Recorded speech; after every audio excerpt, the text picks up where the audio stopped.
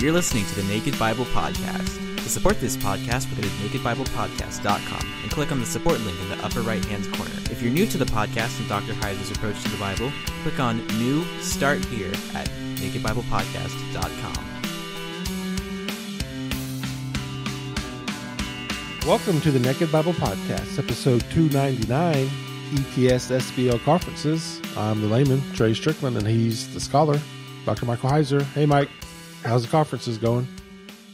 No, pretty good. I've been to a bunch of papers, more than usual. And I think, I'd say like 85% of them have been pretty good, pretty interesting. Couple that that weren't really what I thought they would be, but that's okay. That's kind of normal too. Anything that stands out? Yeah, I had sort of an interesting, on the first day, I had kind of an interesting experience. I went to a paper. People may or may not know or may not recall that during this week, there are a whole bunch of societies that meet concurrently. So like the big one is the Evangelical Theological Society, and then that ends on Friday. And then there's something called IBR, which meets Friday and Saturday. And then the first day, full day of Saturday, is SBL, Society of Biblical Literature, and they meet with the American Academy of Religion. Those are the big ones. And the American Schools of Oriental Research, that's the archaeology crowd. So those are the big ones, but there are like dozens of smaller societies. And one of these is the Evangelical Philosophical Society. And so you get philosophers in there, people who do philosophical theology and occasionally apologetics. So on the first day I went to a paper, here's the title, The Apologetic Value of Christian Demonology. So I didn't know what to expect here because I knew the speaker would be a philosopher and not a biblical scholar. And I also didn't know if by demonology he would mean sort of just traditional Christian stuff about demons, again, as opposed to biblical theology, biblical material in its own ancient context, like we do and on the podcast, and like I focus on an unseen realm. And on the one hand, the paper was a bit disappointing because it was mostly Christian tradition. The presenter didn't really have a good grasp of the biblical material or the wider context for the biblical material. But it was really nice to see somebody who is just a philosopher trying to make the argument that, the belief in a spiritual world is really important for apologetics. So it was kind of interesting. And, so that was kind of an uneven paper for me. And in the Q&A, I asked the guy a question about, some of the content of his paper, what did he think was sort of the weakest element and where might he be wrong? Because what his paper was based on was actually his dissertation. And so this was sort of his first stab at this, but it was a meaningful effort because he'd put a lot of work into it. And he started answering me, and he looked at me and said, "Are you Mike Heiser?" I did not expect that at all because, I'm the only biblical guy in the room, why would anybody in this room know me? And again, the paper didn't, I don't think he's read Unseen Realms, so I don't know what the context was. But he like I said, he just looked at me and stopped in mid-sentence and said, "Are you Mike Heiser?" I said, "Yeah, that's me."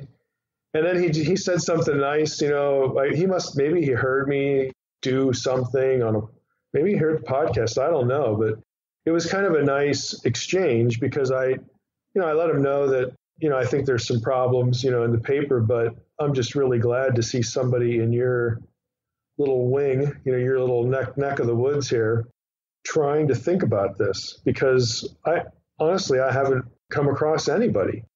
So what was interesting, though, is after it was over, there were 3 people in the room who followed me out, who were evangelical Christians who were in grad school for philosophy, and all 3 of them had read Unseen Realm. And so they're like, yeah, we know there's problems with this paper, but we just wanted you to know we've read Unseen Realm, and we're going to try to take the material and do something with it that would satisfy professional philosophers, like a philosophical defense of what I'm arguing for in Unseen Realm, and then use it for the church. So like I had no idea going in this room that what we do would be on the radar at all to people who really don't specifically do biblical studies. So that was kind of it was kind of amazing actually, but it was really encouraging too that you got people in that community who see the value of Unseen Realm and actually want to do something with it in that way. Well, is there much content that is outside the biblical area for them to even get content? It seems like that would be one of the only places to go to get some of this content. Yeah, that's fair. There really isn't, because if you don't have your head in biblical studies, and specifically, again, trying to work with the biblical text in its ancient context, like we do in Unseen Realm, you're really not going to encounter much of anything. In other words, you're not going to have a whole lot of data to work with. So you are, what philosophical theologians are doing is they're looking at Christian thinkers, Augustine, Aquinas, more modern apologists, Bill Craig, some of these other people, and they're trying to answer questions, like if there are spiritual beings out there, can they act on the physical world or not? Like because they're trying to define what a spiritual being is philosophically, because you get into all these sort of, not exegetical questions, but theological questions. And that's a whole other area of discussion to try to have some sort of philosophical or logical or intellectual discussion or justification for what the Bible says or doesn't say. If listeners would think about like the discussion of like arguments for the proof of God, okay, those aren't really biblical discussions, biblical arguments. They're philosophical arguments. Things like, well, every effect must have a cause. Again, that's a logical argument for the defense of God. Or things like C.S. Lewis's moral argument. There's no basis to morality if there's not genuinely good and evil, and there wouldn't be genuinely good and evil if there was not a higher being, a higher being that sets the standard for good and evil. So that's what philosophical theologians do. They ask these kind of questions and then try to, noodle them, try to deal with them. And so when they traverse into the supernatural world, they're not looking at the biblical text per se. They're just asking these sorts of questions and trying to think about them.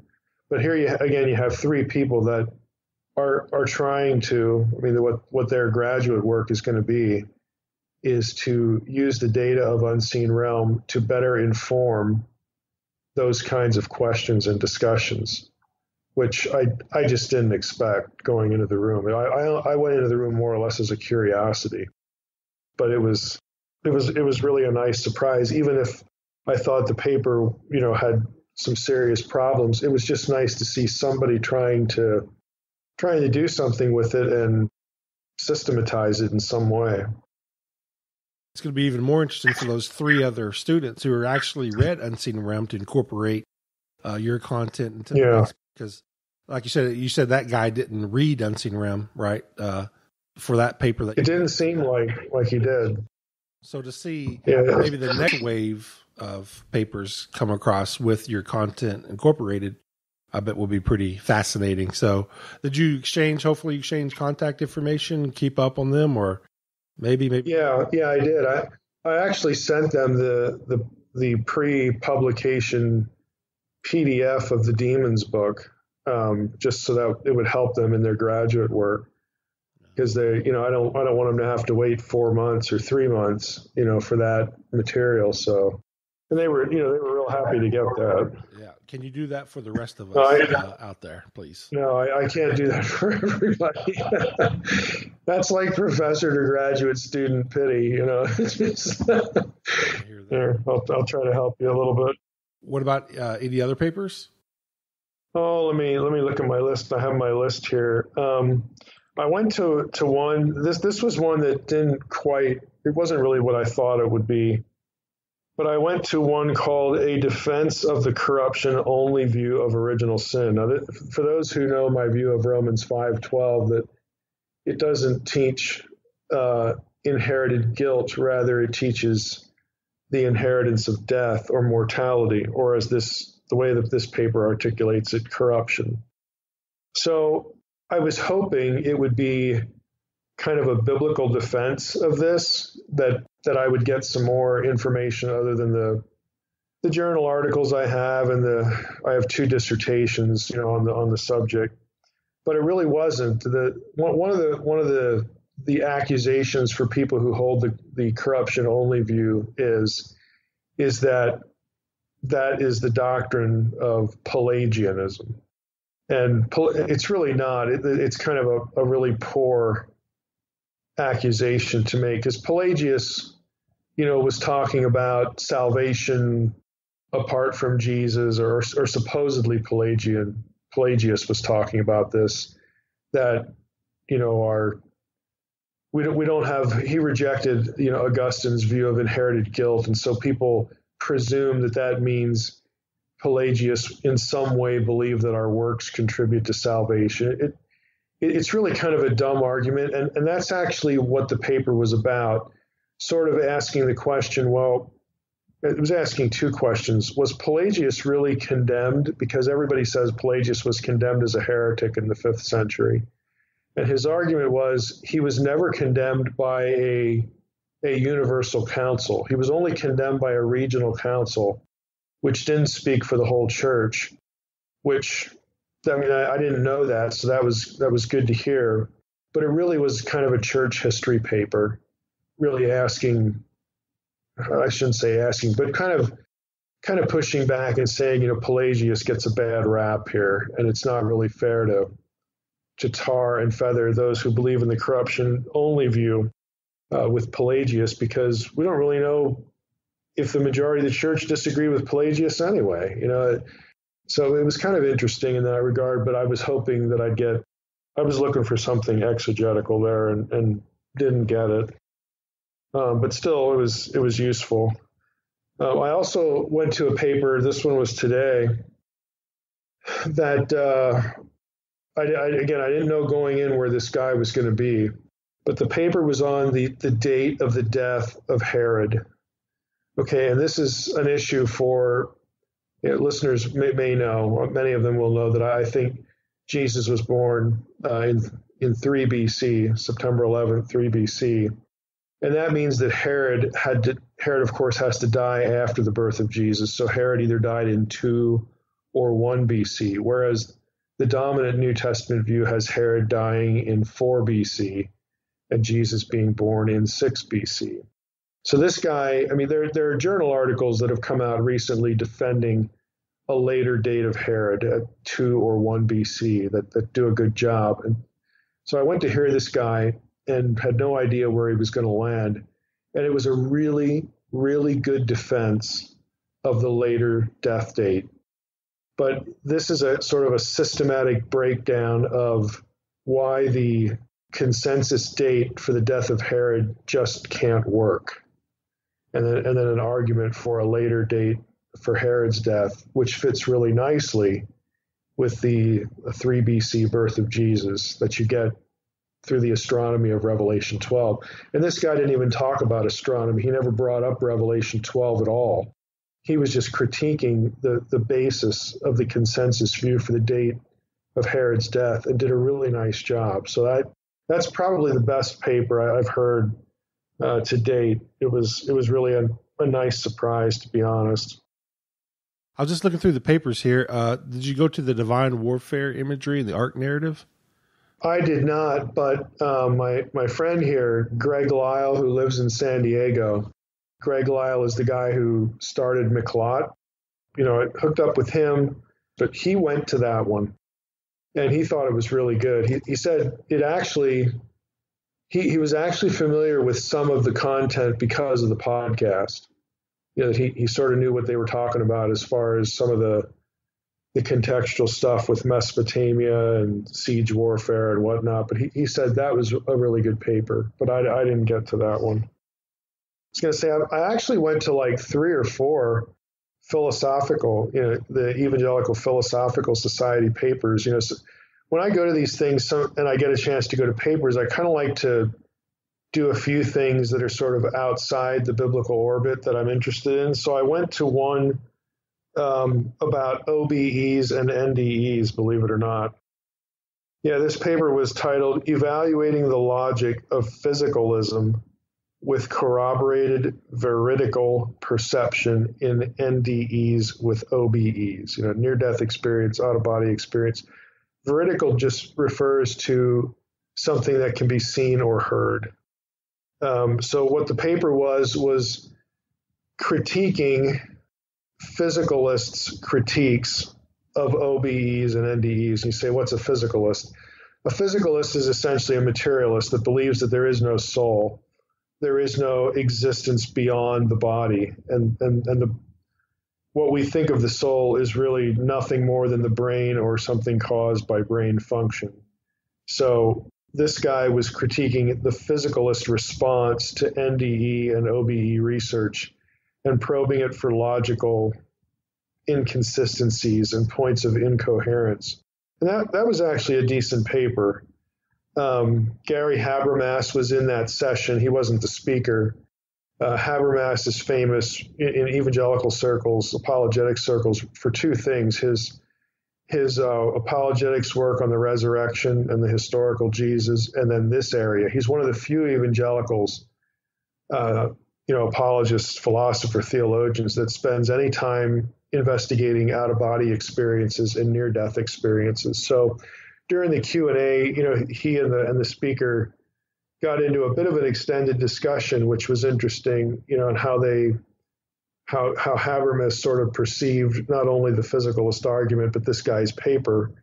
So that was definitely worthwhile. I think he did show that there are some real logical inconsistencies with the way physicalists attack or try to rebut the idea of existence beyond the body or outside the body when it comes to OBEs and NDEs. So maybe people might be surprised that kind of stuff gets discussed at these academic meetings, but every once in a while you'll have a paper like that, especially in the philosophical section. So I saw that in the program and wanted to make sure I got to that. So that was worthwhile. Are there any papers coming up?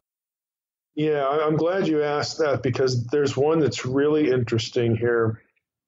Tomorrow, there's a session at SBL. Well, it's actually an AAR session, American Academy of Religion. And I'm just going to read the title of this, and everybody will know why I'm interested here.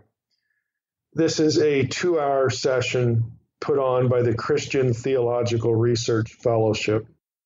And it's essentially a panel that's going to critique somebody's book. And the book title is Powers, Principalities, and the Spirit.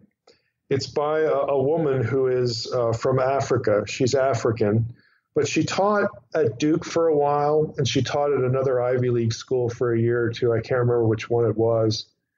But she does some kind of ministry now. But that's the title of her book. Here's the subtitle. Let me just give you the whole thing. Powers, Principalities, and the Spirit. Subtitle is Biblical Realism in Africa and the West. Now, what I'm hoping for, and I have no idea what to expect here. I'm hoping that I'm going to go in there and you're going to have a bunch of scholars poo-poo the idea of the reality of a spiritual world because we just know better. We're scholars, we're product of the Enlightenment in the West, we're product of Western rationalism. And I'm hoping to see this African woman sit there and look at them and just say, what is wrong with you people? That's what I'm hoping to see, because it's like she lives in Africa. She knows what goes on over there. And so she has this book, and then again, the subtitle says it all: Biblical Realism in Africa and the West. So I'm hoping to see her challenge these people in their skepticism about the reality of a spiritual world. I know nothing about this woman. I'm hoping to talk to her afterwards. Again, if I get anything near what I'm hoping to see, and just kind of see what she's about and who she is. And that, I think that's going to be real interesting. That could be a bit of a food fight. So I'm kind of hoping it is, but we'll find out tomorrow when we get there. Are there any books that have come out? I'll give you a couple titles, but before we do that, there's one other session that is on Sunday. Sunday's my last day. I'm coming home a little early this year. And this is a 2.5-hour session. Again, listen to the title. It's going to be Genesis 6, 1 through 4 in recent interpretation. So basically, you're going to have a panel discussion. It's 4 people. I don't know any of them personally, although like Ron Hendel is one of them, and he's a person whose work I'm familiar with. But I know the moderator, and so they're going to sit down and talk about probably recent scholarship on the sons of God, Nephilim stuff, in those verses. So I'm going as a curiosity, just to, sort of answer for myself, okay, like, have I missed anything recent that I ought to know about? And if, regardless of what the answer to that question is, I want to hear them talk about some of the more recent research on it. I'm willing to bet that the Apkallu stuff is going to be part of that discussion. It'll be interesting to sort of just sit in there and listen to, hear people think about, what they think about, again, these recent trajectories.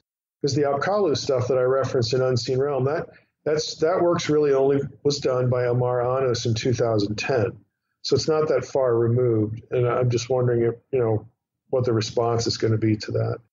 As far as books, there are, a couple of things. I mean, the one paper I mentioned about the apologetic value of Christian demonism, that guy's dissertation, it was published. It's available with Whiffenstock, so I'll probably check that out. I may get it, but there's some language stuff that's available. I'm just looking here to see if there's anything. I have an Amazon list here that I just created to keep track of things I'm going to be looking for. I want to get Carmen Imes, the academic book. And by the way, this is a good opportunity to bring this up. Carmen Imes' book for the layperson, bearing the name, the name theology in Sinai. That's now shipping. That's now out. So we want to make sure to support Carmen, and that, she did a great job, and that's a significant book. So I'm hoping people will go up, to Amazon and get that. And we also had Gary Yates on a while back, and he had that book that was entitled Urban Legends of the Old Testament, 40 misconceptions or misinterpretations in the Old Testament. That is now shipping too. So I'll probably pick up a copy of that. The publisher sent me Carmen's, shorter book, but I don't have yet the scholarly version. So I'll probably go and scarf one of those up. But other than that, I'm more or less just going to be kind of tracking on 4 or 5 specific tables. I always go to the same tables every year just to see what they have and what's on discount. Here's one more exception here. This is new, and I'm hoping they have it here that I can get it at a steep discount. The Sons of God in Genesis 6, 1 through 4. It is published by Brill, which is, again, a high-end academic publisher. So I'm hoping, I'll have to look at it if they have it, but I'm hoping that's sort of a survey of recent scholarship on Genesis 6. So that would be nice if that's what that turns out to be. But the subtitle is Analysis and History of Exegesis. So that would be handy to have. So those are the things I'm specifically looking for. But otherwise, I just kind of troll, for stuff and see what they brought with them, what they're discounting. Did you stop by Logos to see your old peeps? Yeah, I did. I probably have spent half an hour, 45 minutes over there, just hanging out at the booth, talking to. And this year the Logos booth was right next to the Lexham booth, which is kind of nice. So I don't have to wander around. Everybody was all in the same place. But yeah, it's nice to catch up. I mean, some of those people I haven't seen for 4 or 5 months. So it was fun to do that. And of course, a couple of them are in the Logos Fantasy League, and I'm in first place. So in that league, I felt pretty good. Had to go over there and sort of rub it in a little bit, but yeah, I made sure to do that. Well, have you seen or had lunch or dinner with anybody? Is there any updates with other scholars? Anybody who stopped you in the hallway saying, where's my interview? I thought we were going to interview, do something. Anybody missing us actually interviewing? Or? Yeah, well, as I was checking into the hotel, the first guy I ran into, I even ran into him at baggage at the airport because I flew out of Dallas, was Daryl Bach. And so Daryl Bach is confirmed for the third Naked Bible Conference, August 15th in 2020. And trust me, he's looking forward to it. So we got a confirmation from Daryl, and I had a breakfast meeting with Mark Chavalis. Now, Mark is an Old Testament guy. Daryl, of course, is New Testament. Mark is Old Testament, but more accurately, he is an Assyriologist. He's a Mesopotamian cuneiform scholar who is a believer, and so he has a special interest in applying Mesopotamian studies to the Old Testament. So he, his wife and his kids follow the podcast. So we actually connected. Before the event, we were emailing back and forth. I actually knew his wife 30 years ago when I was in seminary. I was in seminary for 2 years, and I worked in the seminary library with this woman who wound up marrying him. So it's kind of interesting, and it's just there's a backstory there. But finally got to meet him. I mean, I've known of him for a number of years, but finally got to meet him. And when I asked him, if he would be interested in speaking at the conference, he was really enthusiastic. And he said it would thrill his kids too. So we have him confirmed for the event as well. And I'm hoping in the next day or two to have some conversations with one or two people yet. So we're going to try to get the confirmations, early so that we can be announcing it. But those are two for sure. Yeah, we're way ahead of the curve there. So that's good. So again, it's going to be August 15th back in Dallas, Texas, same location, 2020, August 15th. So have you ran into any of our listeners out there that's stopping you and mad at us for not having a Q&A? Well, there's only one that I've recognized from both. He's actually been to both Naked Bible conferences, and he lives in L.A. His name's Daniel, and I ran into him today at one of the Near East archaeology sessions, and he's like, I'm having a great time, but I am bummed that there's no getting together. So he had to throw that in. But there have been a lot of people here. I'll bet it's actually happened far more often than not that I'll leave a room and start walking to the next thing, and someone will intercept me and just, they'll recognize me and say, hey, I read Unseen Realm. Thanks for Unseen Realm. Or I listened to the podcast, or both. So that is a lot more this year than has been in the past. So the growth of I shouldn't say the growth, but just the awareness of the podcast and of course the book, it's very evident that this is growing and having an impact. I met another faculty person, who uses the book in class. So I probably had a dozen, of these sort of I'm just walking along and somebody will, come over and say hi and just thanks or whatever. Some of them have brought books too, or they went out and I guess bought them and then ran into me. So I got to sign a few books, but there's so many people here. I don't think that was planned on their part. I mean, there's a couple thousand people here, but it's just nice, to see that the awareness about what it is, we're doing and trying to do is really, it's really gaining traction. So it's nice to see. When we start seeing Naked Bible T-shirts at the conferences, that'll be a telltale sign that that we would have to take a picture of for sure. Absolutely. Yeah. And Dan, that you spoke of, he graciously, I just want to say thank you on air to Dan, because he's the one that people who go to the conferences, he has everybody signs these pictures of the speakers autographed, and everybody signs them and he frames them for us. And it's such a nice gift that we appreciate it. So, yeah, it is. All right, Mike. Well, is there anything else you want to leave us with or give us an update on before we leave? This is going to be a short one. But that about covers it. So, again, hopefully I'll be able to come away with a third confirmation. And I mean, that alone would be a good, successful trip. All right. That sounds good. Well, next week we're going to be doing our 300th episode or Q&A episode. And I'm sure we'll reminisce a little bit. But we appreciate you taking the time to update us. And maybe next year in Boston, when the conferences go back there, we'll do interviews and cover it again. I don't think we'll have a home sale get in the way next year. It's getting close. Getting ready for that long drive. It is. All right. Well, yep. With that, Mike, I just want to thank everybody for listening to the Naked Bible Podcast. God bless.